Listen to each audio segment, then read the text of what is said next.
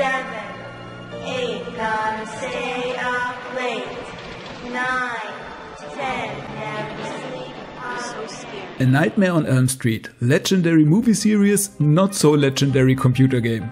Still, I can imagine that this game would have been quite scary if I had played it back in my youth. I mean, just looking at that title screen, that's the stuff nightmares are made of. The game very roughly follows the plot of the movie, so Freddy Krueger is out there capturing kids in his realm, and it's up to you to free your friends and defeat the evil monster for good. The game starts with a character selection, where you can select from 5 different kids that all have their special abilities. After you've selected one, the others will get kidnapped by Freddy and it's your job to rescue them from his realm. The game is split in 2 parts. In the first, you run around a city maze hunted by Freddy himself and trying to find his house. The location is randomized, but in general this is not a big challenge. You will find it quite quickly and the first phase is over. After that, the real game starts, where you run around a maze, defeat enemies, pick up items and try to find the exit of the level and rescue your friends before they die. You have a bunch of different resources and ammunition, but the main ones are your power, which is your health, and if that reaches 0, Freddy will kill you, and the other one is soul, which is your energy that you use for different actions in the game.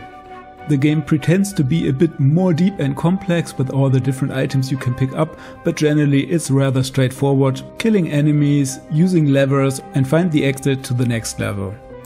You only have a single action button that's context sensitive depending which item you have selected with the mouse on the right. So killing an enemy, for example, mostly boils down to standing next to it and hitting the action key.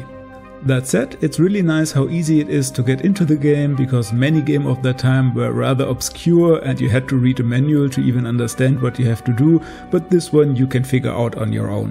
What was a bit disappointing to me is that besides the very start and the end of the game, Freddy never really shows up in person, which in my opinion is a bit of a missed opportunity that could have made the game a lot more suspenseful instead of constantly just fighting these generic enemies.